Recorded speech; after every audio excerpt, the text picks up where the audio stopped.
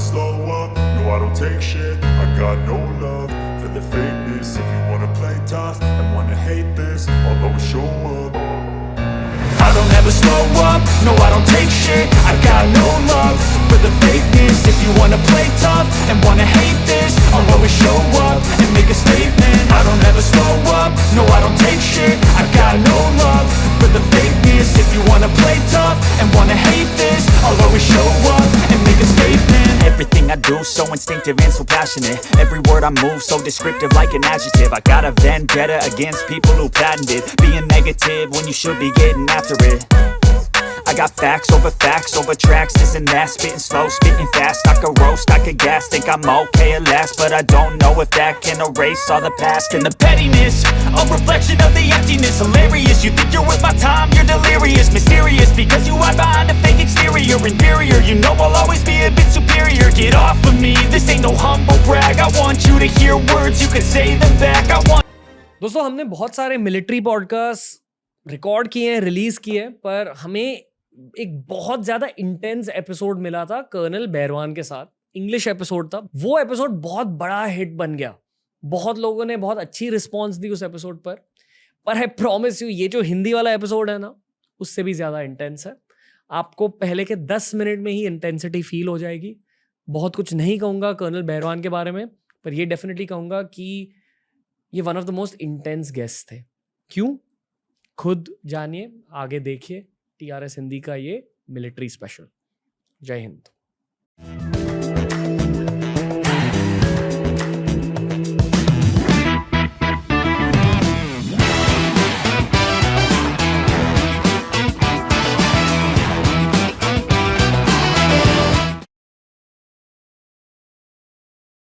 Colonel Rajiv Bairwan, welcome to TRS Hindi. Thank you, बहुत बहुत शुक्रिया. कैसे हो सर? Absolutely fighting great. बहुत अच्छा लग रहा है यार. इट्स ऑलवेज गुड है ना, अच्छा लगता है यंगस्टर से बात करके. You feel that vibes and energy. बहुत अच्छा लग रहा है. अभी हाल ही में हमने एक 2 घंटे का लंबा इंग्लिश पॉडकास्ट शूट किया था.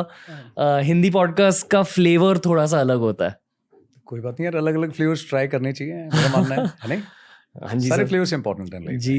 आई फील कि मोस्टली मिलिट्री पॉडकास्ट में ना मैं यूजुअली मिलिट्री कॉलेज से इन पॉडकास्ट की शुरुआत करता हूँ, बट इन योर केस मेरे को ठंड से शुरुआत करनी है. क्योंकि कोई बात नहीं, इंग्लिश पॉडकास्ट से मुझे ये पता चला कि आपके बहुत सारे एक्सपीरियंसेस हैं. आपने इंडिया में JNK में भी सर्व किया, आपने नॉर्थ ईस्ट में भी सर्व किया, आपने अफ्रीका में भी सर्व किया, और ऐसे काफ़ी सारी चीज़ें हैं जो हम शायद ऑनलाइन कह भी नहीं सकते. उन चीज़ों को आपने एक्सपीरियंस किया है. You are a part of classified operations as well. इसलिए इस पॉडकास्ट की शुरुआत मैं ठंड से करना चाहूँगा सर. हाँ. लाइफ में सबसे ज़्यादा ठंड कहाँ महसूस हुई है और क्यों? ठंड कहाँ महसूस हुई है यार? अगर मुझसे पूछोगे या मेरे साथ में जो लोग कमांड में रहे उनसे पूछोगे तो बोलेंगे कि है ना, इस आदमी को कोई फ़र्क नहीं पड़ता ना ठंड से ना गर्मी से. ना ऐसा ही था एक्चुअल में भी. जी. मैं जब कमांड कर रहा था यूनिट में एज अ बटालियन कमांडर, तो मेरा एक छोटा सा पॉइंट था जो मैंने सभी को बताया था शुरू में. मैं कुछ भी हो जाए, चाहे आप लोग मेरे को कभी ये रिक्वेस्ट मत करना कि PT और अपना फिजिकल एक्टिविटी बंद कर दो. नेवर.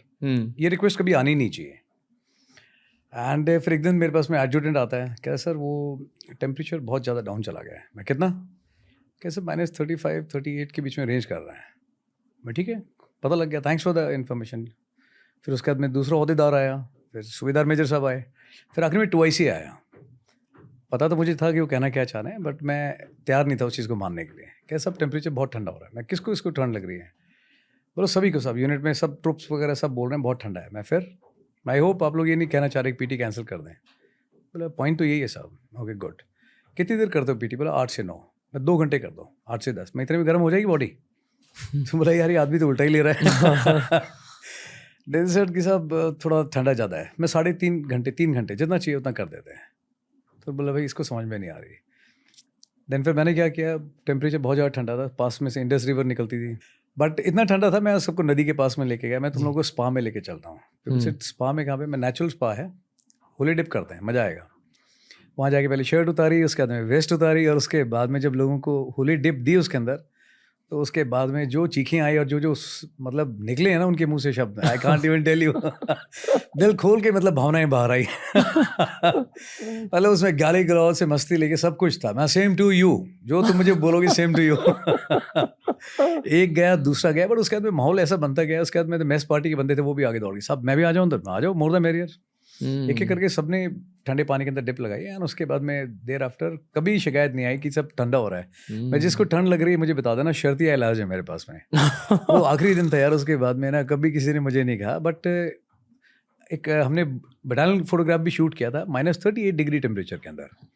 ना कोई इनर पहना था, ना कोई थर्मल वियर थी, बिकॉज ठंड हो गर्मी हो ऑपरेशन चैलेंज है ना। I feel it is all the mindset, attitude. आप जैसी दृष्टि वैसी सृष्टि। जैसा सोचोगे ना वैसी होगी। जैसे नज़ारे आप देखना चाहते हो, नज़र वैसी रखो, नज़ारे बनी आप दिखेंगे। सर पर इन रियलिटी -38 डिग्रीज में क्या फील होता है? लाइक फीलिंग लेस होते हो आप। फीलिंग होती ही नहीं है यार। एंड ठंड में सर्वाइवल इज़ नॉट ईजी। गाड़ी अगर आपने ऑन करनी है, नॉर्मल आदमी ठंड में शायद रात को एक बार भी नहीं उठता होगा। वहाँ पे एक जवान को एमटी में मैंने चेक किया, मैं कैसे करते हो आप लोग गाड़ी, कितनी बार ऑन करते हो? तो रात को 5 से 6 बार गाड़ी ऑन करनी पड़ती है। एक डेढ़ घंटा गाड़ी को ऑन रखना पड़ता है, नहीं तो गाड़ी आपकी सुबह स्टार्ट नहीं होगी। गाड़ी के नीचे जहाँ आपका फ्यूल टैंक होता है उसके नीचे तकरीबन 40 से 45 मिनट आपको लगा के रखना पड़ता है स्टोव, ताकि उसका जो है वो लिक्विड स्टेट में आ जाए फ्यूल, ताकि आपकी गाड़ी चल सके। ऐसी कंडीशंस हैं। अदरवाइज लोगों को क्या लगता है स्कूटर नहीं स्टार्ट हो रहा, आपने थोड़ा सा टिल्ट किया, एक मारी स्टार्ट हो गया। बट वहाँ पे गाड़ी चलाना दूर की बात है, सुबह गाड़ी चला सके उसके लिए पूरी रात में 5-6 घंटे जग करके वो गाड़ी ऑन रखता है जवान। सोता कब है? सुबह भी ड्यूटी है, 5-6 बार उसको गाड़ी ऑन करनी है। Survival is not very easy. वहाँ पे पानी है आपके साथ से जा रहा है, बट आपको फिर भी पानी नहीं मिल रहा है। I can show you the photograph जहाँ पे बकेट रखी है, बकेट के ऊपर माई टूथ ब्रश है ना, talcum and everything is kept, and वो उसके नीचे नहीं जा रहा है। आप ऐसी कंडीशंस में आप रह रहे हो, बर्फ़ है चारों तरफ, आप इतनी बर्फ़ इकट्ठी करेंगे एंड उसमें से इतना सा पानी निकलेगा। एंड जब आप गर्म करके निकालते हैं, बिलीव मी, उसका कोई टेस्ट नहीं होता, आपकी प्यास ही नहीं बुझती है। सो ठंड में चैलेंजेस बहुत हैं, बट मैं तभी तो बोलता हूँ इंडियन आर्मी जो है वो अपने आप में ब्रांड है और ज़बरदस्त ब्रांड है। यू नो, आप मेरे को कहीं पे भी दिखाइए, मैंने अपने अपोजिट देखे काउंटर पेयर्स। अगर चाइना की बात करें, उनके ट्रुप्स हैं, उनके पास में हथियार ज़रूर होंगे, बहुत अच्छे वेपन होगा, टेक्नोलॉजी होगी, बट एक हिंदुस्तानी जवान और एक दूसरा चाइनीज़ जवान, देयर इज़ नो कंपैरिजन। गुड़ और चने खा करके भी हमारे जवान लड़ते हैं, दे नेवर कंप्लेन। उनका जवान नहीं लड़ सकता। मैंने उनको देखा है, जिस तरह की गाड़ी में आते हैं वो बर्फ़ में, जिस तरह के कपड़े पहनते हैं, इक्विपमेंट पहनते हैं, आप उसको ठंड में खड़ा करके देखो 2 मिनट में। यहाँ पे एक सरकारी इशू वाला जो कोट मिलता है उसके अंदर बहुत खुश है जवान, ठीक है, और पूरी हिम्मत से बिल्कुल मुस्तैदी से अपनी ड्यूटी करता है। उसी माहौल में मैं किसी दूसरी कंट्री का अगर खड़ा कर दूँ, हिल जाएगा, नहीं कर पाएगा। ये हिंदुस्तानी फौजी है जो कर लेता है, खुश रहता है उसके बावजूद भी। जब भी पूछो तो बड़ी चार्जअप रहता है और हमेशा बोलता है मेरा देश, मेरी फौज, नाम नमक निशान, ये 3 वर्ड हैं छोटे से, इसके लिए कर जाते हैं लोग। तो ठंड वंड मायने नहीं रखती, खुश होकर जाते हैं लोग। आपका दिमाग कैसे बदलता है ऐसे एक्सपीरियंस के बाद? आप कैसे बदलते हो एज अ मैन? यार हमेशा पॉजिटिव सेंस में बदलते देखा है मैंने। जब आप देखते हो ना चैलेंजेस और लोगों को देखते हो उसमें भी खुश है ना। जैसे फॉर एग्जांपल ऐसा भी सिचुएशन है जहाँ पे आप गए, आपके पास खाना कम है। उदाहरण के तौर पे अगर मैं तो मान लीजिए 4 लोग हैं और 1 रोटी का टुकड़ा है सिर्फ आपके पास में। भूख तो सभी को बराबर लगी हुई है, थके भी उतने ही हुए, आपने उतना ही किया। बट उम्र के लिहाज के हिसाब से हमेशा ये देखते हैं, फौज की सिखलाई ये कहती है कि अगर जो सबसे छोटा है 4 टुकड़े करोगे तो उसमें सबसे बड़ा टुकड़ा उसके पास जाना चाहिए जो सबसे जूनियर है, और पहले उसके पास जाना चाहिए। अगर ज़्यादा किसी को ज़रूरत है तो सीनियर आदमी ये भी बोलेगा कि भाई मुझे भूख नहीं है, मैं खा करके आया हूँ, बिल्कुल भी भूख नहीं लगी, 2 इससे दिए जाएँ बट जूनियर को दिए जाएँ। हमेशा पॉजिटिव सेंस में ही देखा है मैंने। किसी एक को गोली लगती है ना तो वो जो फीलिंग आती है वेंजेंस की कि भैया छोड़ेंगे नहीं, किसी एक को लगती है तकलीफ दूसरे को होती है। नहीं तो मैंने बहुत मेरे एक्सपीरियंस रहे हैं जहाँ मैंने सिविल में देखा है आदमी को एक्सीडेंट से चोट खाते हुए, दिल्ली में, अलग अलग प्लेसेस में, जहाँ 7 से गाड़ी निकाल के गए हैं लोग, लेकिन किसी ने रोक के मदद नहीं करी। मैं रात को वहाँ पर रुका हूँ, उसको उठाया, हॉस्पिटल लेके गया हूँ। आपको जो स्टेटमेंट देने आना पड़ेगा, मैं भाई जहाँ बुलाना है उधर बुलाना है ना, फिलहाल इसको ट्रीटमेंट दो।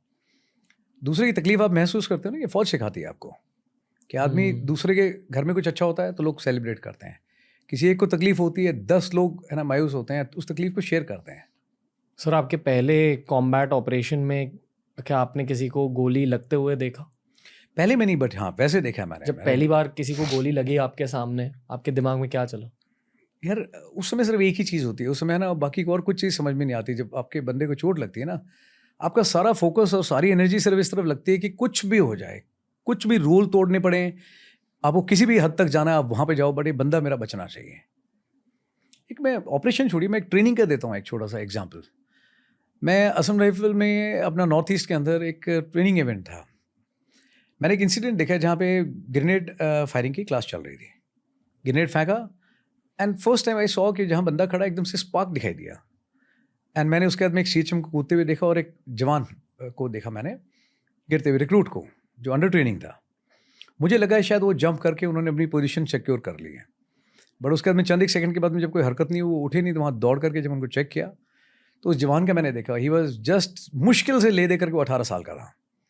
गर्दन का ये जो हिस्सा है इतना इतना पूरा जो है गायब था, गायब था, मतलब पूरा सब कुछ खत्म था। गर्दन ऐसे लटकी हुई थी एक साइड में। उस समय इधर उधर देखा, कुछ समझ में नहीं आया। कॉटन का बंडल था, वो उठा के उसकी गर्दन के बीच में फिट किया है यहाँ पे, ताकि गर्दन एटलीस्ट एक पोजीशन में खड़ी रहे। और बालों से ऐसे पड़ा हुआ है। आई डोंट नो, शुक्र है विंड पाइप और बाकी चीज़ में नहीं लगी थी, but major portion from this side ना गॉन। एंड उस जवान ने मेरे को इतनी जोर से पकड़ रखा था एंड खींच रहा था मुझसे जोर से, and he was shouting like anything, नाम लेके, राजीव साहब मुझे बचा लो साहब, मैं इकलौता लड़का हूँ साहब मेरे माँ बाप का, घर में मेरे पापा मम्मी का। उस समय भी आई कैन अंडरस्टैंड, वो अपने बारे में नहीं, अपने माँ बाप के बारे में सोच रहा था कि और कोई नहीं उनका ख्याल रखने के लिए। सर मुझे रहना है इसलिए कि उनका ख्याल रख सकूँ, प्लीज़ साहब मुझे बचा लो सर, मैं मरना नहीं चाहता सर। मेरे इमोशंस उस समय, मुझे भी रोना आ रहा था, मुझे भी लग रहा था यार क्या हो गया, यंग बच्चा है बिल्कुल इसके हाथ में। मैं खुद भी यंग ही था उस समय, कप्तान ही था मैं।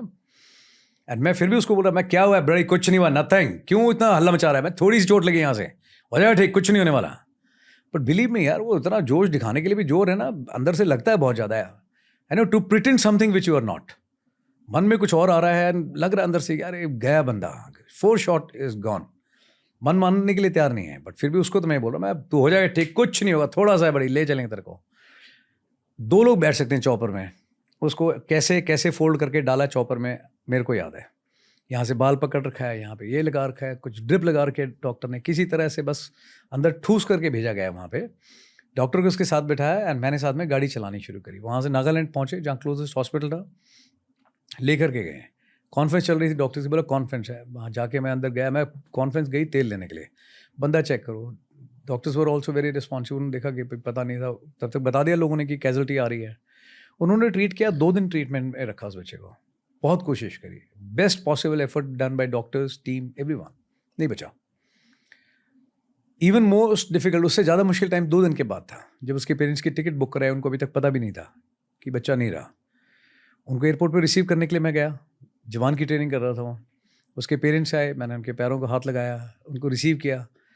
आँख से पता लगना चाहिए था उनको, बट वहाँ भी मजबूती से खड़ा रहा। मैं कैसे हैं आप, दिक्कत तो नहीं हुई रास्ते में? उन्होंने बोला वो बच्चा, मैं आई लेके चलते हैं। वहाँ लेकर के गए। उसके बाद में फादर को अलग किया, मदर को अलग किया। और उसके बाद में, बिकॉज ऑब्वियसली लेडीज शायद है ना, सस्टेन नहीं कर पाती उतना प्रेशर। उनको बताया कि मैं ऐसे ऐसे हुआ है, ठीक है। And that was the time which was emotional break down for me also. You know, जो हो गया मेरी आंखों के सामने, वो तो चलो मैं उसको हौसला दिलाने के चक्कर में खुद को बड़ा मजबूत रखा। बट एक फादर को एक यंग बच्चा, एक लौता बच्चा जाते हुए देख के, है ना, वो वहीं पे घुटनों में बैठ गए। वो उनमें जान ही नहीं बची थी। बड़ी मुश्किल से उनको खड़ा करा, बिठाया, फिर उनको समझाया कि अपनी वाइफ को भी कैसे बताना है। फिर वो देखना चाहते थे बच्चे को, अब क्या दिखाएंगे कि इसके नीचे सब गायब है पूरा, तो मैं फेस नहीं देख सकते आप, ठीक है। मदर को मना किया गया कि फौजी कुछ नॉर्म्स हैं, समझाया उनको, ये वो, फादर को दिखाया, बट वेरी डिफिकल्ट। रात को 4 बजे भी ऐसा हुआ है कि जहाँ पे एक फ़ोन आता है और वो कहता है कि sir CO so and so RR passed away in the operation। अब ये 24 घंटे बजता रहता है मेरा phone, because I was in such a branch जहाँ पे we were dealing with operation. कहीं पे भी हो रहा हो, इट वॉज थ्रू अस। अब हर बारी जितनी बार फ़ोन बजता है, कितनी बार लोगों को डर लगता है। फ़ोन, जनता वॉलंटरली पूरे दिन भर फ़ोन में उंगली करती है। I was one of those guys. मैं हमेशा सोचता था कि मेरा फ़ोन ना बजे तो बहुत अच्छा है ना, बिकॉज वो हमेशा रहता मन में, फ़ोन बजेगा तो वो बोलेगा सब ये कैजुअल्टी, चॉपर चाहिए, एक बंदा गया, एक और गया। एंड इट हैपन्स, रूटीन है ये। आप RR में देखिए, JNK में, नॉर्थ ईस्ट, हर रोज़ एक बंदा किसी घर से जाता है।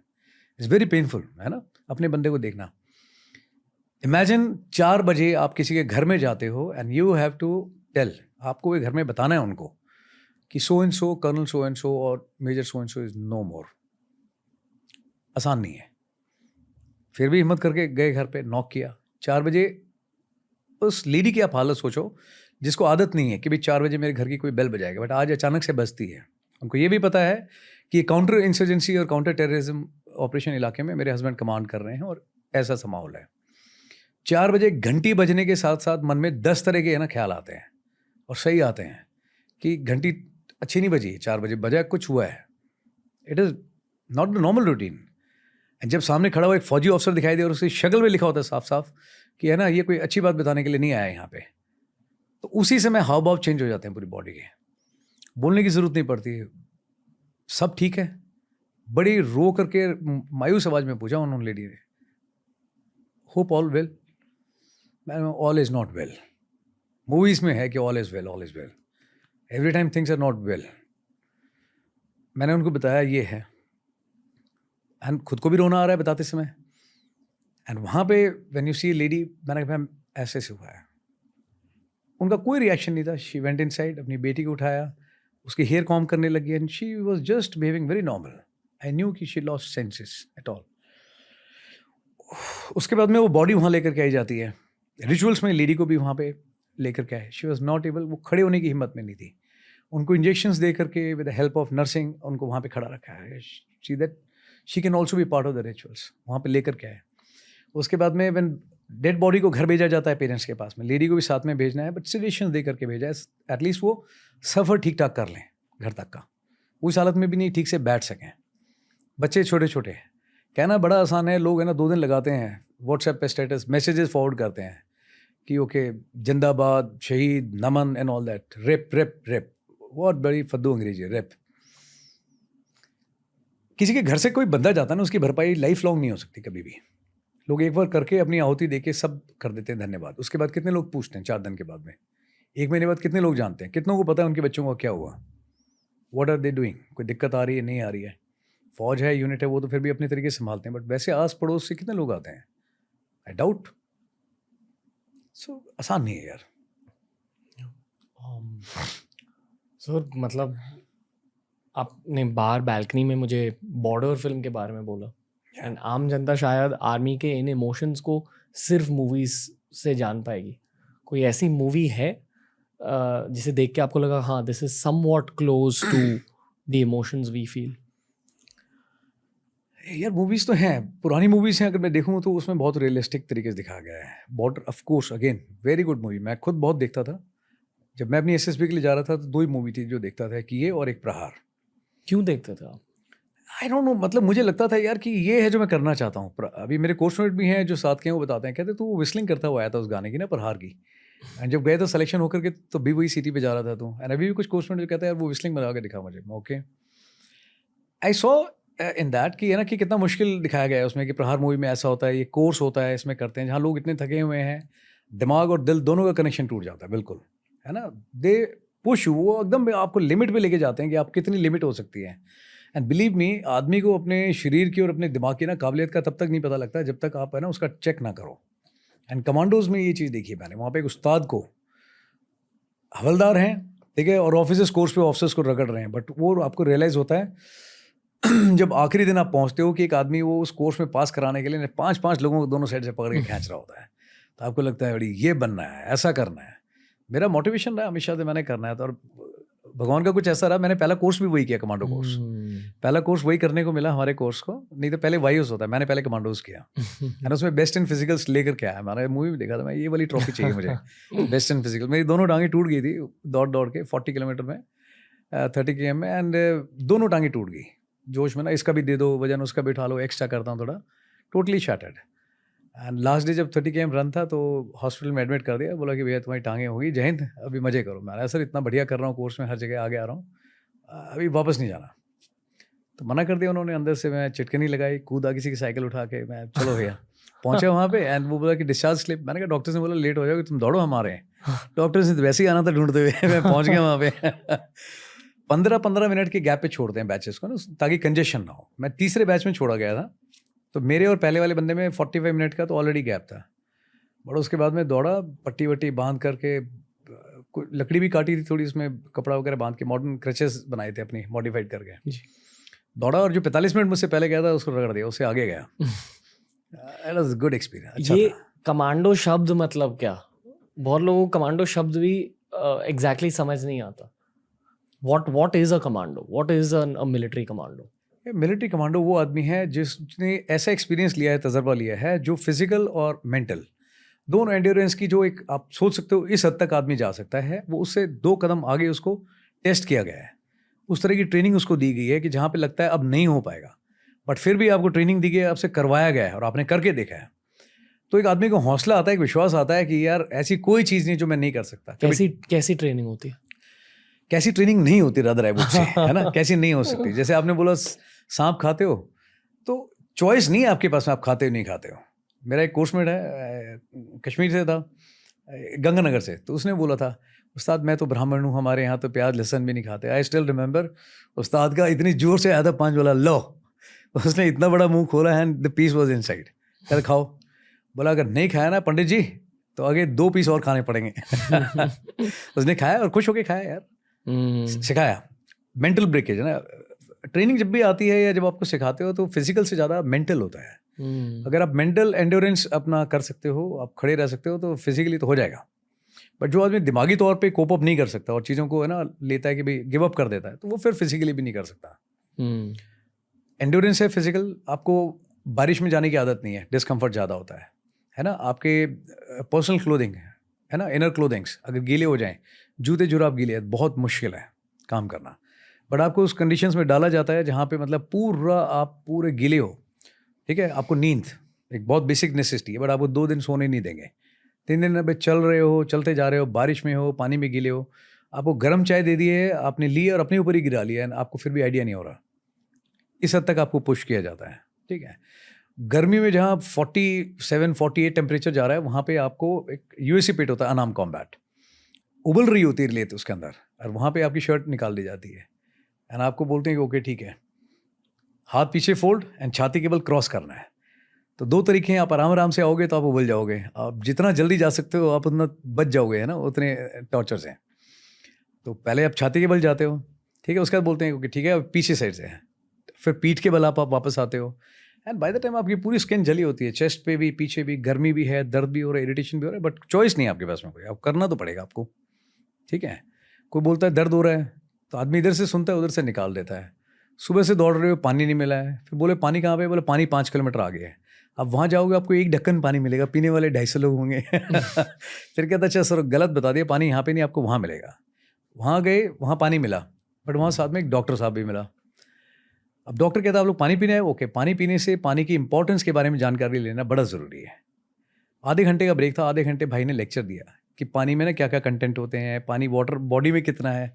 और जब आधा घंटा पूरा हो गया कहता है यार तुम लोग बातें बहुत करते हो ना, अभी now you are getting late for the class, now go back. It is so very well planned, है ना, इतना अच्छे से मतलब किया जाता है कमांडोज में ना. आपको दिखता सब कुछ है, आप यूज़ कुछ भी नहीं कर पाओगे.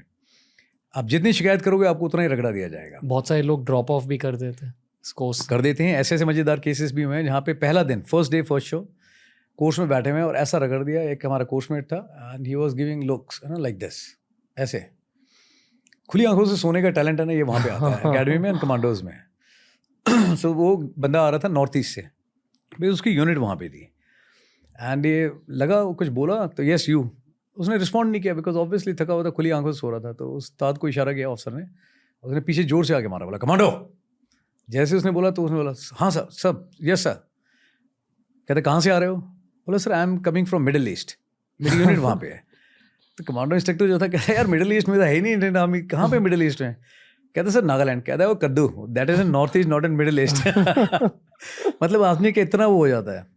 एंड मैंने देखा लोगों को खुली आंख से सोते हुए. वहाँ पे क्लास चल रही है, सैंड मॉडल डिस्कशन चल रहा है एंड उसमें एक बंदा नहीं, 2 बंदे नहीं, कम से कम 15 लोग सो रहे हैं, सब खुली आंखों से. ठीक है, और कोई रियलिस्टिक टच देने के लिए वो ऐसे सैंड मॉडल की तरफ देख करके सो रहा होता है ताकि पता ना लगे. अब वो इंस्ट्रक्टर था, उसने नोट कर लिया कि यार ये बंदा तो पक्का सो रहा है. तो he said yes you get up. तो खड़ा नहीं हुआ. कहता yes I am talking to you sleeping beauty, जो सो रहा है खड़े हो जाओ. जैसे ही उसने बोला गुस्से के अंदर तो एक साथ 15-20 लोग खड़े हो. कहता अरे सारे सो रहे हो. It is so easy to capture in commandos. Is a fun, the best course है ना, I love in my service. बहुत बहुत मजेदार कोर्स है. गोरखा रेजिमेंट के बारे में बताइए सर. I love गुरखास. नहीं सब कुछ बता दीजिए. सब कुछ बता दूंगा. गुरखास यार मतलब मैं हमेशा कहता हूँ when it comes to Gurkhas ना, it's a way of living, ये एक जीने का तरीका है। देसी ट्रुप है, गोरखा ट्रुप है। अगेन ट्रुप्स तो सारे अच्छे हैं, हर एक का कुछ ना कुछ स्पेशलिटी है। गोरखा ट्रुप्स जो होते हैं बहुत ही सिंपल और सीधे साधे लोग हैं। एक तो ये है उनके बारे में, बहुत सीधे, मतलब बहुत ही सीधे। मैंने मेरा पहला जो बड्डी था उसका नाम था आशीष, अभी कहीं नेपाल में है वो, रिटायरमेंट के बाद में। मैंने पूछा तो उससे कि गुरुजी आप ये बताओ आप क्यों आए थे फौज में? कहते साहब हमारे बहुत दूर रिमोट इलाके में रहता हूँ। कहता जब छुट्टी पे लोग आते थे ना, मैं उनके पैर देखता था फौजी लोगों के, और मैं देखता कितने गोरे गोरे पैर हैं इनके। मैं फिर कहता मैंने इनकी बड़ी सेवा होती है कि क्या गजब की नौकरी है, इतने पैर तो लेडीज़ के भी नहीं होते इतने गोरे, बहुत अच्छे मुलायम मुलायम। तो मैंने कहा मैं भी फ़ायदा उठाऊंगा इस चीज़ का, सर्विसेज मैं भी लूँगा, मैं भी आगे फौज में। मैं फिर कहता कहाँ साहब, इधर तो आके वो सुबह पीटी का जूता पहनो, वो ख़त्म होता है तो ऑफिस का डीएमएस बूट पहनो, वो ख़त्म होता है गेम वाला जूता पहनो, उसका रात को ड्यूटी वाला पहनो, 24 घंटे तो जूते में पैर रहता है। इसीलिए तो हेमा मालिनी से भी अच्छा पैर है हमारा। तो मैं अच्छा पता लगा आपको किस लिए होते हैं हमारे पैर इतने अच्छे? बोला यस, वेरी सिंपल पीपल, बहुत ही सीधे साधे लोग होते हैं। दूसरा मैंने जो गुरखास में देखा जो किसी और ट्रुप्स में नहीं है, दैट इज़ अपना फन लविंग। उनको ना गाना बजाना नाचना बहुत शौक है, खुल करके अपने आप को एक्सप्रेस करते हैं, कभी भी है ना रुकते नहीं हैं। एक छोटी सी ढोलक होती है जिसको मादल बोलते हैं गोरखा पलटन में, एंड उसको आप लेकर के आ जाइए, और फिर उसके बाद आप चाहे 2000 आदमी लेकर के आ जाओ, एक आदमी बीट शुरू करेगा, धीरे धीरे लोग जुड़ते जाएंगे, उसके बाद लेडीज़ क्या बच्चे क्या सब एक साथ डांस करेंगे।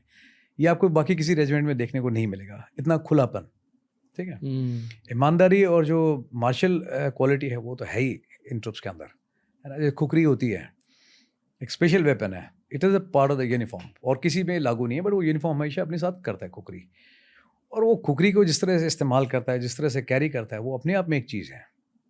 ड्रेसिंग सेंस, अगेन जब मुझे याद है जब हम लोग यंगस्टर थे और हम लोग देहरादून में थी यूनिट हमारी, तो सीओ के पास में गए थे, सारे कहते हैं ये ट्रुप्स का जो आउटपास वाला है ना, संडे को हम लोग जाएंगे, ये चेंज करना पड़ेगा। बोला क्यों? बोला सर हम लोग पहनते हैं 500 रुपये का जूता, ये पहनते हैं 2000 का जूता। सर कॉलर ऊपर, स्पाइकी हेयर, बड़ी किस तरह जाते हैं इस स्टाइल से, सर हमारा कोई स्कोप नहीं है बाहर, हम लोग नहीं जाएंगे। बहुत अच्छे से कैरी करते हैं अपने आप को, है ना, क्लास तरीके से करते हैं। और कॉम्बैट पर्सपेक्टिव से कुछ कॉम्बैट पर्सपेक्टिव से बहुत बहुत यूनिक है। जैसे जनरल सैम ने कहा हुआ है ना, उनकी एक बड़ी फेमस कोट है, इफ़ समबडी सेज कि that I am not afraid to die, तो दो ही ऑप्शन है। पहला ये कि या तो वो झूठ बोल रहा है, और अगर झूठ नहीं बोल रहा तो पक्का गोरखा है। That is one. दूसरा एक और बड़ा फेमस है, 71 का जब सिनेरियो था, तो उसमें एक बार ट्रुप्स को एड्रेस करने के लिए गए वहाँ पे, गोरखा ट्रुप्स थे बहुत सारे। तो वहाँ पे जनरल मानिक शाह ने बताया, field marshal Manik Shah sir ने बोला कि ऐसे ऐसे ऑपरेशन है, इस तरह से किया जाएगा, और हवा के रास्ते से आपको कूदना है, तो कितने लोग हो जिसके लिए तैयार हो? तो वहाँ पे कुछ लोगों ने हाथ खड़ा करा, है ना, एंड ही वाज सरप्राइज्ड, करे इतनी बड़ी फौज है और तुम लोग इतने से लोगों ने हाथ खड़ा किया, बस दिक्कत किधर है? कोई दिक्कत नहीं, हवाई जहाज में आपको लेके जाएंगे, उसके बाद में आप वहाँ से जाएगा और फिर आपने पैराशूट की मदद से नीचे आ जाना है। तो फिर बहुत लोगों ने रिएक्ट किया, बोला साहब पैराशूट भी मिलेगा? मतलब कुछ गोरखे तो सिर्फ बिना पैराशूट के ही तैयार थे जो उन्होंने हाथ खड़े करे, बोला हम तो कूद जाएंगे। They are good people. पहाड़ों में स्पेशली आप देखना हमेशा बहुत अच्छा करेंगे। देसी ट्रुप्स है वो नीचे नज़र रख करके ऐसे उतरता है, गोरखा नज़र सामने रहती है उसकी, नीचे नहीं देखता, बिकॉज पहाड़ी ट्रुप है, आदत है नीचे चढ़ने की उतरने की। आपने अभी सैम मानेक शॉ सर की बात करी, हाँ, इंडियन मिलिट्री उन्हें याद कैसे करती है? क्योंकि अभी एक फिल्म भी आ रही है उनके लाइफ के बारे में, बट आई फील कि हमारी जनरेशन को उनके बारे में ज़्यादा कुछ नहीं पता। यार मैं हमेशा कहता हूँ, मेरे फादर ने भी मुझे बताया कि भाई जब हम थे तो मैंने उनको सुना था 71 के टाइम पे कि उन्होंने ऐसे बात करी थी, and he was a great man. हम लोगों को भी प्रमोशनल एग्जाम्स होते हैं, कैप्टन से आपने मेजर बनना है, मेजर से आप आगे जा रहे हैं, प्रमोशनल एग्जाम्स होते हैं जिसको पार्ट बी पार्ट डी बोलते हैं। तो उसमें आपको एक बायोग्राफी भी पढ़ाई जाती है, तो हमने कई बार पढ़ी उसके अंदर, एंड जब पढ़ के देखा तो फिर लगता है कि वाकई में ऐसे लोग भी थे, उस टाइप के लोग। फौज में बहुत सारी चीज़ें, पहला कंप्यूटर उनके टाइम पे आया, ठीक है, जो आज ड्रेस देखते हैं आप, जो MNSS पहनती हैं, वो उनका आइडिया था। जो हाई राइज बिल्डिंग है जहाँ पे 100% लोगों को अकोमोडेशन मिलना चाहिए फौज में भी, ये भी उनका आइडिया था। आप देखेंगे 70-80% जो चीज़ें हैं फौज में जो उस समय सोची थी उन्होंने, जो इम्प्लीमेंट हो रही हैं आज की तारीख में, चाहे ट्रेनिंग स्कूल्स हैं, ठीक है, नॉर्थ ईस्ट में हो बाकी जगह हो, ये उनका आइडिया था। तो उस समय में एक आदमी कितना मतलब फोरसाइट रख सकता था, कितना सोच सकता था, जिस तरह की मतलब मजबूत रीढ़ की हड्डी थी कि चाहे वो प्राइम मिनिस्टर हो चाहे एक नेता हो, है ना, वो बिल्कुल मुंह पे बता सकते थे, एक स्टैंड लेते थे अपने लोगों के लिए। जैसे एक बड़ा फेमस इंसिडेंट है, उन्होंने कहा था वहाँ पे कि किसी ने एक कॉन्फ्रेंस दी एंड उस कॉन्फ्रेंस में देयर वाज सम ब्रिगेडियर और कर्नल, तो कोई नेता थे, उन्होंने बोला यस यू खिड़की खोल दो और समथिंग लाइक दैट। उन्होंने वहीं पे क्वेश्चन किया, बड़े मजबूत तरीके से बताया था, लिसन मंत्री जी, he has got a name and he has got a rank, his name is so and so and he has got a rank, address him properly. That was the kind. Indira Gandhi की अभी है हमारे ex prime minister, है ना, when she said कि I hope you are not planning for coup or something, she said कि Mrs. Indira Gandhi, I know I have got a long nose but I don't poke into other affairs. How many people can do that? यार अपने आप में legend, अब जब लोग बोल देते हैं ना इतने कि आप लेजेंड हो, ये वो नहीं यूज़ करने चाहिए, बहुत कम होते हैं लेजेंड और कम लोग होते हैं, he is one of them. And I am fortunate कि हम लोग उनसे मिले, एटलीस्ट देखा, उनको सुना, यू नो, इन पर्सन। हमारी यूनिट वहाँ पे थी एंड वो पीओपी के लिए आए थे इसमें देहरादून में, इंडियन मिलिट्री अकेडमी में। सो उस समय फॉर सेरेमोनियल्स एंड बाकी चीज़ों के लिए हमारी यूनिट का जो दस्ता है वो तैनात था उसमें। उनकी ऑरा कैसी थी? बिल्कुल, यू कैन ओनली फील, आप सिर्फ महसूस कर सकते हो उसको।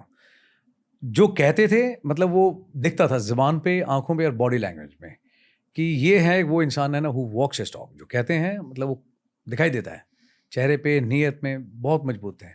आई wish we had more like him. वैसे लोग तो बनने बंद हो गए हैं, बट वैसे अगर 4 लोग हों तो सच में सिस्टम है ना चेंज हो जाए। कोई ऐसी चीज़ है जो शायद एक फिल्म में कैप्चर नहीं हो पाएगी उनके बारे में, मिलिट्री स्ट्रैटेजी पर्सपेक्टिव, उनका दिमाग, उनका, यार ये तो उनकी जो ब्लंटनेस थी, है ना, तो कॉल स्पेड स्पेड, जो चीज़ है मुंह पे बिल्कुल मजबूती से कह देना, वो एक चीज़ है। अब आई डोंट नो कितना वो करते हैं लोगों को, इसमें कितना दिखाते हैं, बट वो एक चीज़ लेके आनी चाहिए सामने, यू नो, कि मिलिट्री कमांडर जब सोचता है, अपनी बात को महसूस करता है, तो वो इतनी मजबूती से रखता है इस तरह से। एक ये चीज़ है जो पक्का लेके आनी चाहिए। एक ये चीज़ है जिसके लिए वो जाने जाते थे इस ऑर्गेनाइजेशन में, है ना। अगर उसको सभी चीज़ों को कमर्शियल बना दोगे तो है ना वो रियल से फिर रील बन जाएगी। ये चीज़ एक है जो मुझे लगता है, आई डोंट नो, जब देखेंगे मूवी तब पता लगेगा, बट लेके आनी चाहिए पर्दे पे। आई फील कि अभी वॉर मूवीज़ का एक फेज़ आ रहा है इंडियन सिनेमा में। 1971 वॉर पर भी एक मूवी, काफ़ी सारी मूवीज़ बन रही है एक्चुअली, पर 1971 वॉर के बारे में काफ़ी सारे लोगों को पता है इस पॉडकास्ट पर भी उस वॉर के बारे में बातें हुई है, but I would like a bit of a recap from you sir, from your eyes. जिन लोगों को 1971 वॉर के बारे में नहीं पता, थोड़ा सा ब्रीफ में समझा दीजिए, और उसके बाद long term legacy of that war ये भी जानना चाहूँगा। कितने ऐसे ऑपरेशंस हैं दुनिया के अंदर जहाँ पे एक कंट्री को एक अलग नक्शा दिया गया है ना, एंड आपने एक लड़ाई लड़ी है और वो गोली की स्पीड से ख़त्म हो गया, ठीक है, दिनों के अंदर। एंड आपको ताज्जुब होगा जानकर के जो पूरा ऑपरेशन प्लान है, एक टिश्यू पेपर होता है, उतने से पेपर पे बैठ करके अपना बना दिया था सर मानिक शाह ने, और ये पकड़ा दिया था कि this is the operation plan, ठीक है। बताया गया था कि भैया लड़ाई करनी है और ये इस तरह की चीज़ें हो रही है, रेफ्यूजी प्रॉब्लम, डेमोग्राफी चेंज हो रही है, बहुत सारे कारण थे, हमारे अपने रिसोर्सेज ड्रेन आउट हो रहे थे कि ये करना है। बट उस समय मना करा मिलिट्री कमांडर ने, है ना, कि ये सही समय नहीं है। क्यों? मॉनसून ज़्यादा है, बारिशें बहुत ज़्यादा हो रही हैं, लाइन ऑफ कम्युनिकेशन है नहीं वहाँ पे, ना रोड के लिहाज से और ना कम्युनिकेशन के हिसाब से। हमारे पास में उतना एमिनेशन, उतने हथियार नहीं है, टाइम लगेगा सब चीज़ें गैदर करने में, और मॉनसून में बहुत ज़्यादा दिक्कत आएगी और हम ये पक्का लड़ाई सक्सेसफुली अंजाम नहीं दे सकते। लोगों को रेजिस्टेंस भी था कि अभी कर दो, लेकिन मना किया गया कि नहीं, ये सही समय नहीं है। समय बाय किया गया एंड उसके बाद में अपना प्लान किया गया, जिसके दौरान नई यूनिटें बनाई गई, कुछ यूनिटों को आपस में जोड़ा गया, कुछ हथियार हैं इम्प्रूवमेंट करे गए, ज़्यादा सप्लाई करी गई, राशन वगैरह स्टॉक किया गया, कुछ क्लोथिंग वगैरह नहीं थी, वो जो कमी पेशी थी वो पूरी करी गई, लोगों की ट्रेनिंग कराई गई, है ना। बहुत सारी लड़ाई, इट्स नॉट आसान नहीं है सिर्फ कि लड़ लेते हैं, कोई ये बॉक्सिंग का बाउट नहीं है, 2 कंट्रीज लड़ती हैं, दिन रात का काम है, यू नो।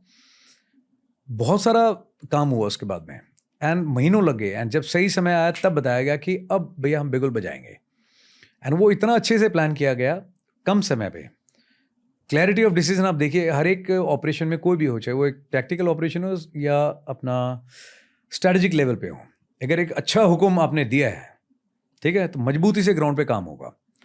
अच्छा प्लान बनाया गया, प्लान का एग्जीक्यूशन गोली की स्पीड से किया गया, एक तरफा नहीं, 2 तरफा नहीं, 3 डायरेक्शन से हमला किया गया।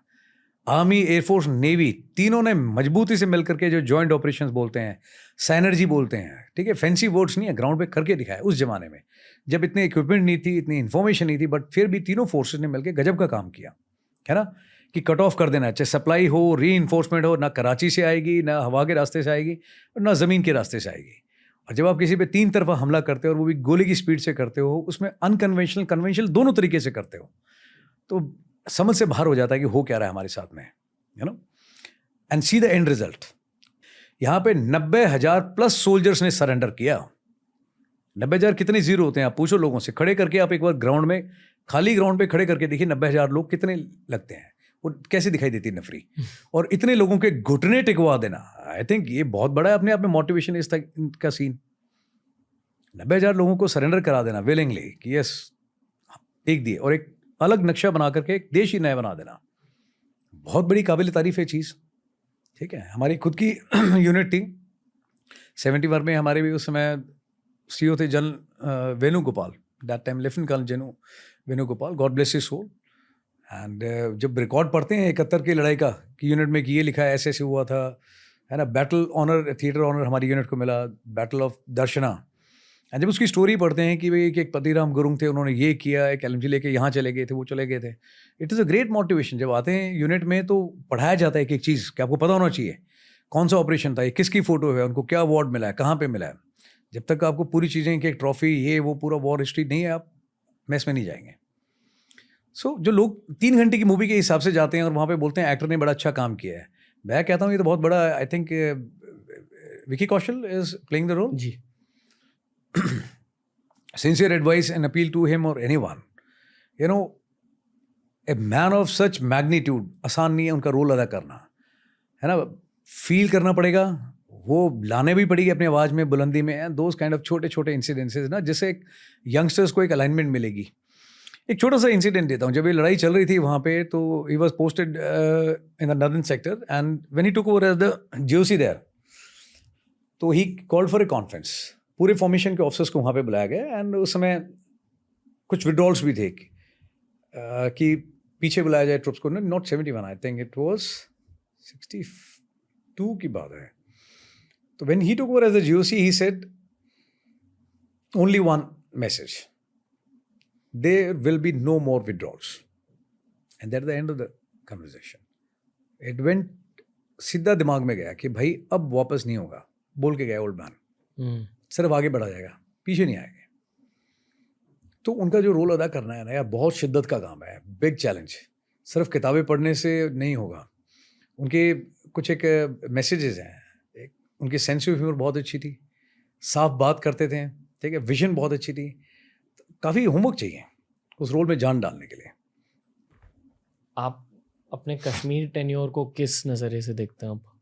अच्छा था यार, लर्निंग पर्सपेक्टिव से देखता हूँ कि Learning जहाँ गया, लर्निंग पर्सपेक्टिव, जहाँ गया कुछ सीखने को मिला। ये सीखने को मिला कि भाई नई जगह के ऊपर जब जाते हो तो सारी जगह एक जैसी नहीं होती। लोग हाँ, लोग अलग होते हैं, उनकी मेंटालिटी अलग है, रिलीजियस आइडियोलॉजी अलग है ना, उनका फौज के साथ में तालमेल अलग है, ठीक है। भाषा नहीं, भाषा तो बहुत दूर की बात है। फिर ये किताब पता लगी कि जो किताब में सिखाया जाता है उसमें और ग्राउंड में ज़मीन आसमान का फ़र्क है। बेसिक्स किताब में ठीक है, लेकिन जब आप ग्राउंड पे आते हो तो कई बार रूल तोड़ने भी पड़ते हैं, कई बार है ना एक्स्ट्रा भी आपको करना पड़ता है। किताब में नक्शा बना के दिखाया गया है, ऐसे ऐसे ऐसे होगा, 10 सिचुएशन है, 10 अलग तरह की टेम्पलेट बनेंगी। बेसिक्स आप फॉलो करोगे, हथियार ऐसे पकड़ना है ना, फायर ऐसे करना है। पर जब ग्राउंड में सिचुएशंस आती हैं तो वो उस समय तो खुद डिसीजन लेना पड़ता है। हर सिचुएशन अपने आप में नहीं होती है यार। कई बार बिना गोली फायर करे भी काम चल जाता है ना। कई बार एमिनेशन भी कम पड़ जाता है, ठीक है। कई बार है ना, आप सोचते हो कि मैं ऐसे हैंडल करूंगा, बट सिचुएशन ख़राब हो जाती है। और कई बार ऐसा होता है सिचुएशन लग रहा होता है बहुत ख़राब है, बट बातचीत से बात भी बन जाती है। तो एक्सपीरियंस बहुत कुछ सिखाता है आपको। इंसर्जेंट्स के साथ आपने बातचीत करी है? हाँ करिए, बिल्कुल करिए। मतलब terrorist? यस। क्यों और क्या बात करी? क्यों? ऑब्वियसली यार, बातचीत क्या करी है, 2-3 तरीके होते हैं, लाइक है ना। जब आप किसी को पकड़ते हैं इंसिडेंट्स को, जैसे हमने एक बंदे को पकड़ा लाइव, अभी हमें उससे जानकारी तो चाहिए, बिकॉज आपने उसको पकड़ा है, आप उसको तरतीब वाइज पूरा बनाओगे, उसके वाउचर्स, डॉक्यूमेंट आप पुलिस को हैंड ओवर करेंगे। बट जायज़ सी बात है, जब आपने उसको पकड़ा है तो कुछ इन्फॉर्मेशन आपको चाहिए होगी, तभी आप फॉलो अप एक्शन कर पाएंगे। तो कई बार क्या होता है, इंटरोगेशन करते हैं, फ़ौज के अपने तरीके हैं, पूछा जाता है, पूछताछ। और कई बार है जहाँ पे मतलब बिना कुछ वो भी, आप क्या पूछते हैं उनसे, आपका इंटरेस्ट किस में होना चाहिए। अगर कोई ठीक से ट्रेनिंग करी हुई है और सिखलाई है तो वो क्या पूछेगा, वो पूछेगा आप कौन सी ऑर्गेनाइजेशन से ताल्लुक़ रखते हैं, आप कब से काम कर रहे हैं, आपने किन किन ऑपरेशंस में पार्टिसिपेट किया है, कहाँ कहाँ पे किया हुआ है, आपके कितने लोग हैं, व्हाट इज़ मोडस ऑपरेंडी, आप किस तरह से काम करते हो। आपको ये भी सही से पता करना है कि कितना सच बोल रहा है, कितना झूठ बोल रहा है। फॉल्स इन्फॉर्मेशन की बेस पे आप फॉलो अप एक्शन नहीं कर सकते। आप झूठ पकड़ सकते हैं? बिल्कुल पकड़ सकते हो। मैन मैनेजमेंट बड़ा आसान सा काम है। मैं वही बोलता हूँ ना, सच और झूठ आपके आँख में, आपकी ज़ुबान पे, आपकी बॉडी लैंग्वेज में और आपके चेहरे में, एक्सप्रेशन में बिल्कुल साफ साफ दिखाई देता है। सच बोलने में जोर नहीं लगता और झूठ छुपाने के लिए बहुत ताकत लगती है। ठीक है, आँखों से आप है ना सच बोलने की प्रेटेंड कर रहे हो कि मैं तो बिल्कुल सच बोल रहा हूँ, बट ज़ुबान साथ नहीं देगी। ज़ुबान मजबूत रखिए तो आँख पक्का नीचे दाएं बाएं ऊपर नीचे जाएगी। इसमें जोर नहीं लगता है, इसमें कोई स्पेशल ट्रेनिंग नहीं चाहिए। ग्राउंड पे अगर आपका तजुर्बा ठीक है, आप डेफिनेटली उस चीज़ को पकड़ लोगे। ठीक है, मैंने तो कई बार ऐसा भी देखा है जहाँ पे कोई इंटरोगेशन मार पिटाई ज़रूरत ही नहीं है। सिर्फ बंदे से पूछा 2 तरीके हैं। पहला फौजी तरीका, दूसरा एक ऑफर, सिगरेट पीता है? कहता है हेलो। दारू पीता है? कहता है कभी कभी। तो मैं टुडेज कभी कभी। कहता है चलेगा। अब 2, मैं देख you are being treated like a gentleman, आपने जो चीज़ मांगी सारी दे दी, तो अभी थोड़ा सा यू शुड रेसिप्रोकेट। बताओ जो हम जानना चाहते हैं, स्कोप तो है नहीं तो बता दो, ठीक ठीक, कोई तकलीफ नहीं होगी। नहीं बताओगे फिर और बतेरे तरीके हैं। बंदा बताता है, उसमें भी कहता है सर ये वाली फीलिंग ज़्यादा अच्छी है, हम ऐसे बताएंगे। बता दो यार। है ना, मैं तो कह रहा हूँ प्यार मोहब्बत से बात हो जाए तो वाई नॉट। तो वो वाले टेररिस्ट ने क्या बोला था जिसके बारे में आप बात कर रहे थे? अच्छा, मल्टीपल है? नहीं मल्टीपल नहीं, हाँ ऐसे बहुत सारे लोग हैं, बट बताते हैं लोग ना। देखो बहुत सारी चीज़ें होती है यार, किसी को एकदम से मिलिटेंट बोलना, मिलिटेंट और इंसर्जेंट में भी फ़र्क होता है। ओके। जो J&K में है उसको हम मिलिटेंट मान के चलते हैं, जो नॉर्थ ईस्ट में है उनको हम इंसर्जेंट बोलते हैं। फ़र्क क्या होता है? बताता हूँ। एंड जो इसमें आप जाते हो, आप उनको बोलते हो ये माओइस्ट हैं, छत्तीसगढ़ एंड रेड कॉरिडोर इलाका। अब सारे लोग बोलते हैं कि भाई मैं SF में जाकर के सबको मार दूंगा। उनको मैं पूछता हूँ, अच्छा यार ये बताओ मुझे इंसर्जेंट और इसमें फ़र्क क्या है? उसको पता ही नहीं है। सो जब तक ट्रेनिंग आपकी नहीं हुई, आपके खुद के कंसेप्ट क्लियर नहीं, आप किसी को भी ठोक दोगे, गलत बात है यार। पहले खुद अपना फ़र्क क्लियर करो। J&K में क्या है, ज़्यादातर लोग जो वहाँ पे आते हैं वो दूसरी तरफ से आते हैं। वो ट्रेनिंग कैंप्स में है, वहाँ पे लॉन्च पैड्स में लेकर के आया जाता है, अंदर इंडक्ट किया जाता है। उनका रेडिकलाइजेशन बहुत बुरे तरीके से हो रखा होता है। ठीक है, मुंबई तक में आकर के वो काम करके, दैट इज मिलिटेंट टेररिस्ट। एक आर्मी बन चुकी है उन लोगों की, अपना एक उनका एक साइक है, काम करने का तरीका है, वो किसी हद तक जाएगा। उसको बुजुर्ग में, लेडीज़ में, बच्चों में, सिविलियन में, इनोसेंट में, फौजी में कोई फ़र्क नहीं है। जो इजी टारगेट है, सॉफ्ट टारगेट है भाई, अपना मुद्दा हासिल करने के लिए जहाँ थोड़ी सी सेंसिटिविटी क्रिएट कर सकता है वो कुछ भी करेगा। ठीक है, ये मिलिटेंट है, टेररिस्ट। नॉर्थ ईस्ट के अंदर इंसर्जेंट है, जैसे मैंने पहले बताया था, वहाँ के लोग हैं वो इंसर्जेंट, उनको टर्म दी जाती है। इंसर्जेंट वो लोग हैं जो हमारे ही अपने हैं, हमारी ज़मीन से निकले हुए लोग हैं, बट लैक ऑफ अवेयरनेस है, किसी ने मिसगाइड किया हुआ है, यंगस्टर्स है, उसको पता नहीं है, बट अपने ही लोग हैं। ठीक है, बाहर से नहीं आए हुए हैं। तो हमारा भी आउटलुक उनके लिए अलग है ना। जहाँ तक हो सकता है, नागालैंड देख लीजिए आप, 2 मेजर ग्रुप थे। ठीक है, बट मेन स्ट्रीम के अंदर है। एंड व्हाट गुड डेवलपमेंट, क्या प्रॉब्लम है आज की तारीख में, बहुत अच्छा कर रहे हैं सारे। मणिपुर जैसी जगह है, इंडिया का जो सबसे अच्छा शेयर है when it comes to sports, share का शेयर रखते हैं, बट मणिपुर से हैं। अभी ड्यूरेंट कप भी वहाँ पे होने वाला है। ठीक है, मैरी कॉम एंड बतेरे एग्जाम्पल्स हैं मणिपुर जैसी जगह में, छोटी सी जगह, एक्सट्रीम कॉर्नर पे है। ठीक है, बट उन लोगों का बहुत अच्छा है, लोग पढ़े लिखे हैं, सिविलाइज्ड हैं, अवेयरनेस बहुत अच्छी है उनकी। ठीक है, बट वो अपने लोग हैं, बाहर से नहीं आए दूसरी जगह से। काम तो उनका भी तरीका गलत है करने का, बट उनका एथिकल कोड बहुत तगड़ा है। वो लेडीज़ को, बच्चों को, बुजुर्गों को, इवन जो मैंने बताया फौजी आदमी भी अगर मार्केट में खड़ा हो जाए अपनी बीवी बच्चों के साथ, माँ बाप के साथ, मैं गारंटी ले सकता हूँ इस चीज़ की नुकसान नहीं करेंगे। एटलीस्ट मेरा एक्सपीरियंस कहता है।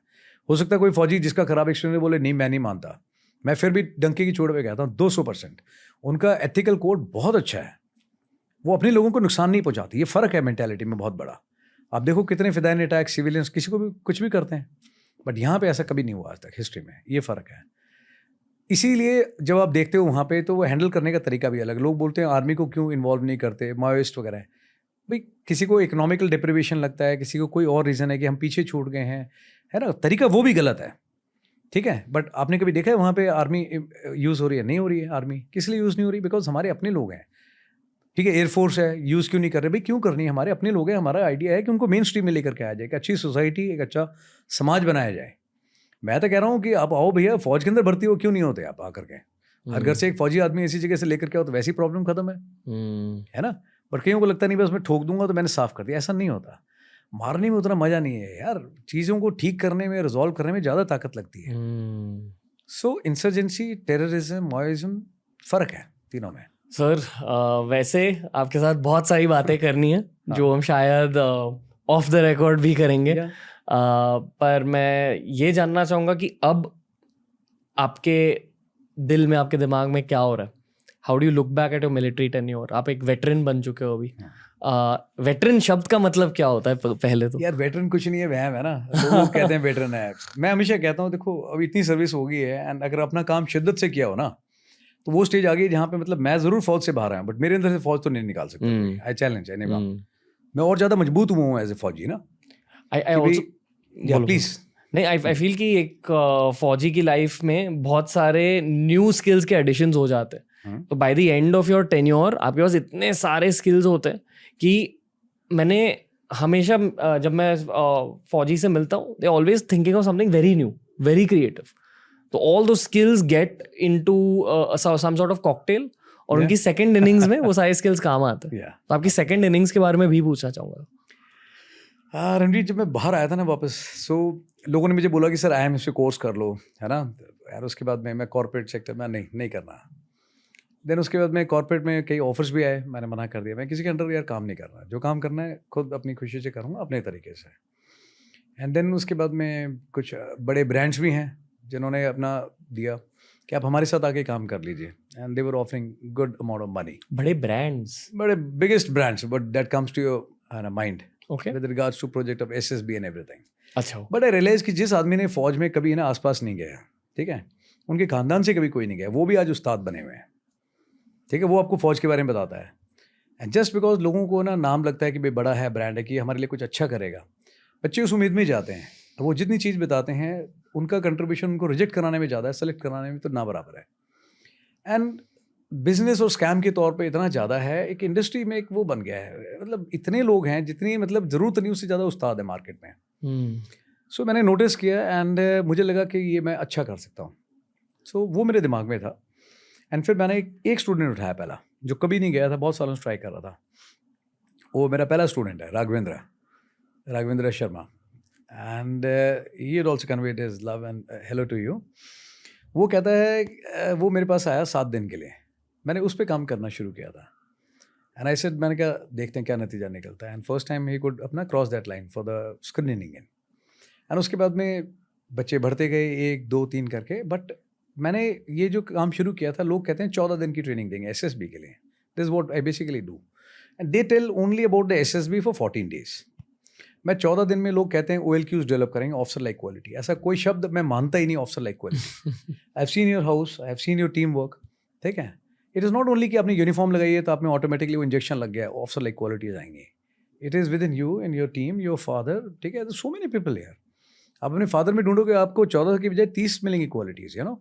बट हर आदमी ये दावा ठोकता है कि 14 दिन में हम आपको ऑफिसर लाइक क्वालिटीज़ बनाएंगे। मैं उनको कहता हूँ 14 दिन में कुछ नहीं होता, पहली चीज़। दूसरी चीज़ें मैं कहता हूँ 1 साल भी लग सकता है। किसी का बैकग्राउंड कम है, किसी को भाषा नहीं आती है, किसी को डर ज़्यादा लगता है। मैं अपनी हैबिट्स ठीक करो, अपना रूटीन ठीक करो, एंड ओवरऑल है ना पर्सनालिटी जो अपनी है, जो आपको कमी पेशी लगती है, एरिया फॉर इम्प्रूवमेंट, हम उस पर काम करेंगे। किसी में कम समय लगता है, किसी में ज़्यादा। तो मैं 1 साल से भी काम कर रहा हूँ किसी पे, but results have been very encouraging. Screening in और उसके बाद में SSB 2 हिस्सों में होता है ये प्रोसीजर। स्क्रीनिंग इन में लोग मुश्किल से 1% रिजल्ट निकाल पाते हैं। मैं छाती ठोक करके कहता हूँ कि मेरा 99% रिजल्ट है। जो आदमी गया वापस नहीं आया, मैं बड़ा तू अंदर तो जाएगा। आज भी आपके सामने 2 कॉल आए थे, बोथ आर इन। वापस नहीं आओगे, अगर मैंने अपना काम ठीक किया ना, यू आर गोइंग इनसाइड। बाकी अगली लास्ट 100 मीटर लड़ाई वो खुद करोगे। तो this is what I do. But मैं सिर्फ 14 दिन की ट्रेनिंग नहीं करता, ठीक है। 1 साल भी काम करना पड़ता, मैं करता हूँ। मैं अपना क्या कहते हैं, इसके सिवाय और जो चीज़ें हैं, जैसे 105 kg का आदमी आ रहा है, 105 kg का आदमी, यू टेल मी यार, आप बताओ मुझे कि वो कैसे करेगा ऑब्स्टेकल्स। वो देखने के साथ साथ रिजेक्ट हो जाना है उसने। So my endeavour is whether he tell me और not, but I work upon him. उसको 60 kg भी लाना मेरी जिम्मेदारी है। अभी मुझे एटलीस्ट इतना पता है कि मेरे जो बच्चे हैं, उनके पेरेंट्स जब वो मेरे को फ़ोन करते हैं, मिलने के लिए आते हैं ना, कहते सर ये आदमी कभी 9 बजे से पहले नहीं उठता था, अभी ये 4:30-5 बजे पक्का उठता है, दौड़ के आता है। He lost lot of weight, habits इसकी बहुत इंप्रूव हुई है। पहले दिन भर फ़ोन यूज़ करता था, अभी फ़ोन मुझे खुद जमा करता है कि मम्मी आप फ़ोन रख लीजिए, मुझे 1 घंटे के लिए शाम को चाहिए होगा। वो मदर खुद पूछती है कि बेटा आप फ़ोन ले लो। कहते पहले हमारे साथ कभी इसने खाना नहीं खाया, अभी हमारे साथ बैठ के खाना पक्का खाता है। पहले अपने कपड़े भी ऑर्गेनाइज नहीं रखता था, अभी अपने कमरे में झाड़ू पोछा खुद लगाता है sir. I am so happy to see these changes in my this thing. अगर किसी वजह से नहीं हुआ, वो कहते हैं कि इसका नहीं हो पाया, बट ये फिर भी इसका confidence level is amazing. I am so proud of him as a mother.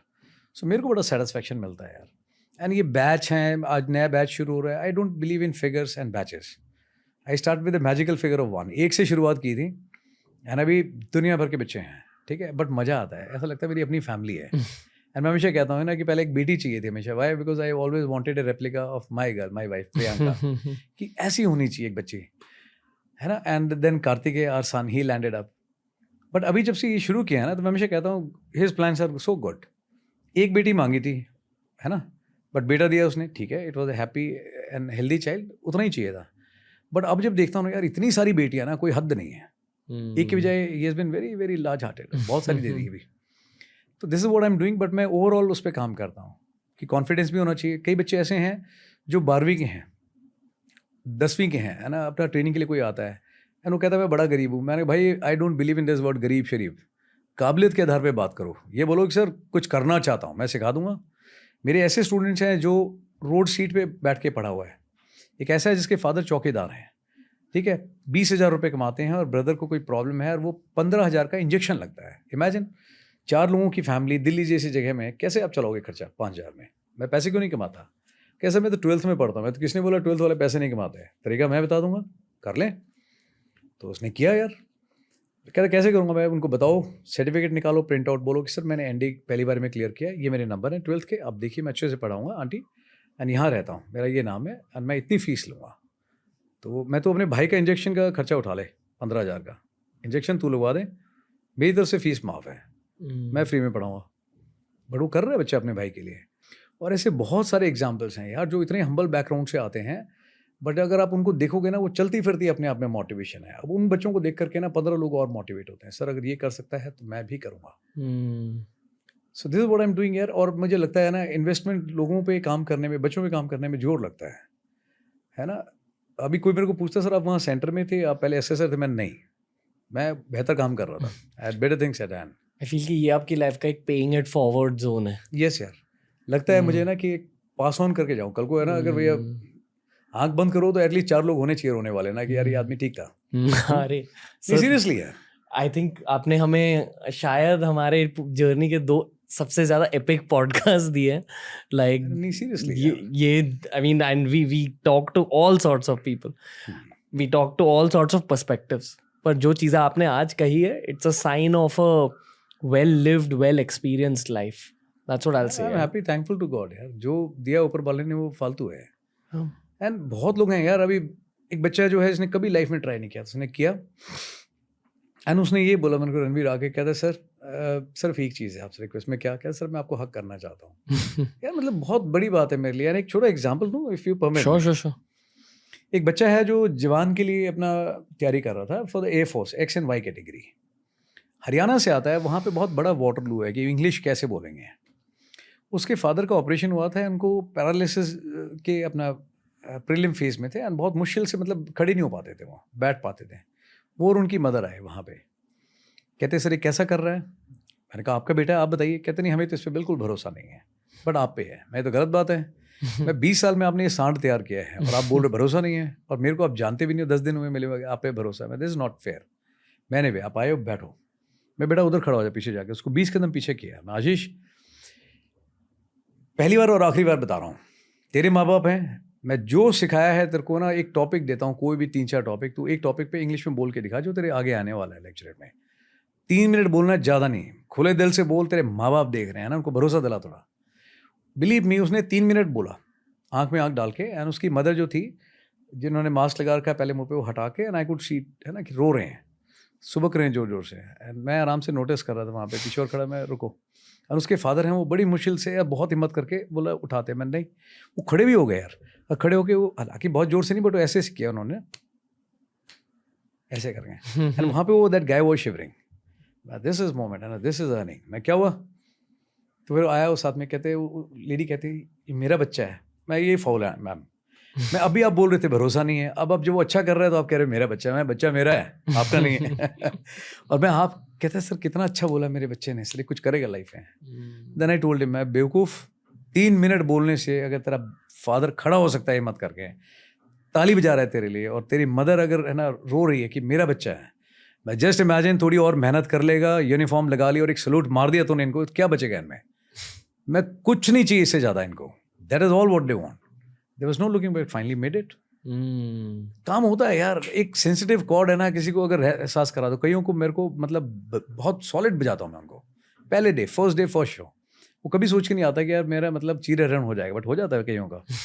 और कई ऐसे आते हैं जिसको इमोशनली तरीके से बताना पड़ता है, बट हर एक आदमी अपने आप में यूनिक है। मैं हर एक को बोलता हूँ, each one of you is a brand, God had crafted you with a purpose. अगर ढंग से कर लोगे तो बहुत अच्छी बात है, बाकी अदरवाइज सिर्फ कंप्लेन करनी है, रोना, तो there is no end of it. I definitely feel आपको किताबें लिखनी चाहिए। बहुत लोगों ने बोला है, मन भी है, बट वही है, इन बच्चों में काम करते करते टाइम नहीं मिल रहा। अब सोच रहा हूँ रूटीन बनाऊंगा, सुबह जल्दी उठ के एंड पहले 2 घंटे अपना आई राइट समथिंग। बट एक SSB पे, how to prepare about SSB पे डेफिनेटली मैं किताब लिखूंगा। कोशिश है 3 महीने में ख़त्म करूँ, बिकॉज वही लोग कहते हैं सर कि वो 10 दिन के लिए सर कोई 50,000 मांग रहा है, कोई 10 दिन के लिए कहता है 35,000 है। एंड बिलीव मी, लोगों के पास में नहीं है यार पैसा उतना। नॉट दैट हर एक आदमी अफोर्ड नहीं कर सकता, बट बहुत लोग हैं जो नहीं कर पाते, अच्छे लोग हैं जो रह जाते हैं। अदरवाइज ऐसे एग्जाम्पल भी हैं जिसके फादर अपना म्यूनसिपल कॉर्पोरेशन में नाली साफ करते थे, और वो बच्चा भी स्वॉर्ड ऑफ ऑनर लेके अकेडमी से, रिक्शे वाले का बच्चा भी पास हुआ है। तो आइडिया यही है कि जितना मुझे समझ में आता है, जो मैं पास ऑन कर पाया हूँ, 3 महीने में, 4 महीने में एक किताब लिखूँ जिसमें कुछ पर्सनल नोट्स भी होंगे, कुछ वीडियोज़ भी होंगे, एंड मैं उसको इतना वो बना दूँ कॉमन रीच में कि भैया आदमी को, कभी भी किसी आदमी को ना जिसमें काबिलियत है, पैसे की वजह से वो है ना ये ना रह जाए कि मैं कर नहीं पाया ट्राई। 250 रुपये में, 300 रुपये में भैया उसको जो सीखना है वो सीख ले। दैट इज़ माई एम, वो मैं सोच रहा हूँ। एंड नाम भी जब सोचा था तो इसका नाम रखा था सोल्जर अनप्लग्ड, ऐसे ही जस्ट है ना। कई लोग पूछते हैं सर सोल्जर मतलब आप जवान थे पहले? मैंने यार मैं फौज में जिस दिन आया था तब भी जवान था, जिस दिन मरूंगा तब भी जवान ही मरूंगा, यू नो। कई बार पूछते हैं सर एज कितनी है? मैं एज भी कुछ ज़्यादा खास नहीं है, just 21 with 24 years of experience, है ना, चाहिए। आई थिंक आपको बहुत सारे रिक्वेस्ट मिलेंगे आज इस पॉडकास्ट। हम नीचे लिंक कर रहे हैं आपके लिंक्डइन हैंडल्स, आपके सोशल मीडिया हैंडल्स। पर इसमें भी एक चीज़ बोलूँ? बोलो। That's very kind of you and your team. I don't name, एक बहुत बड़ा ब्रांड है ना, उन्होंने भी एक बार ये किया था, एंड एक बड़ी छोटी सी रिक्वेस्ट थी यार, मैं तो कभी इसमें रहा नहीं इन चीज़ों में ना, बट आई रिक्वेस्टेड, मैं आप टैग कर सकते हो इसके अंदर ना, एक टैग कर देना थोड़ा सा। स्टूडेंट ने बोला सर आप उनको प्लीज़ रिक्वेस्ट कर देना, मैं प्लीज़, उन्होंने नहीं किया। देन आई सेड, मैंने कहा probably you'd forgotten, and I found lot of arrogancy and dude. मैंने कहा आप तो यार मोनेटाइजेशन में भी इसमें, मैं इट शोज ना how small hearted you are. मैं believe me it doesn't require, but I see the difference in that vibe and everything. No, I feel कि ये को क्रिएशन है सर, मतलब आपकी लाइफ के थ्रू हम कंटेंट बना रहे हैं, so this is as much yours as it's ours. I would have still come anyway, है ना। Youngsters always have been very very close to heart. Vijay sir पूछ रहे थे कि अरे तू पहुंच गए वहाँ पे, कैसा लग रहा है? मैं sir I am absolutely at home, जोश type youngster, and what a great team.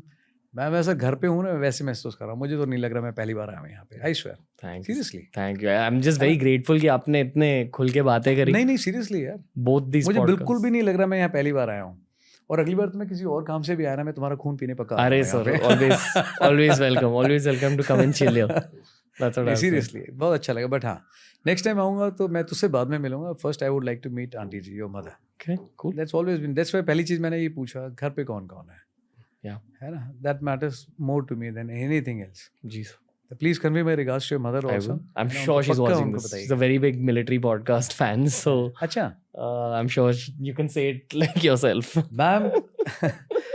Ma'am नमस्कार एंड जय हिंद टू यू। आई विश मैं आपसे मिलता आज, है ना, बट इसने बदमाशी कर दी और मुझे यहाँ के पता लगा यू आर नॉट हियर।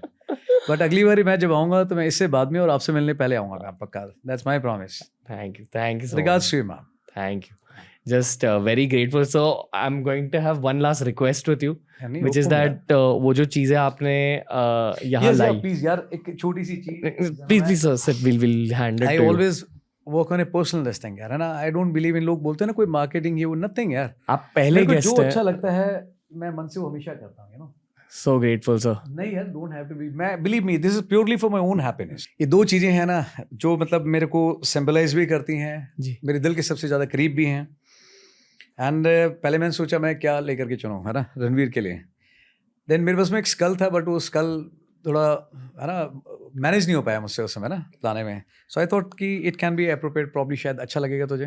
मन से इसलिए मैं लेके आया. It's overwhelming. एयरपोर्ट पे मैंने पूछा मैं ले जा सकता हूँ, कहते हैं सर नहीं, मैं believe me I can. And then finally I bought it. So this is just to remind you, this is insignia of army. I have not put it crest of the unit intentionally. This you can place it on the maroon beret, and this is for you. Thank you, sir. This is a weapon of Gurkhas, kukri.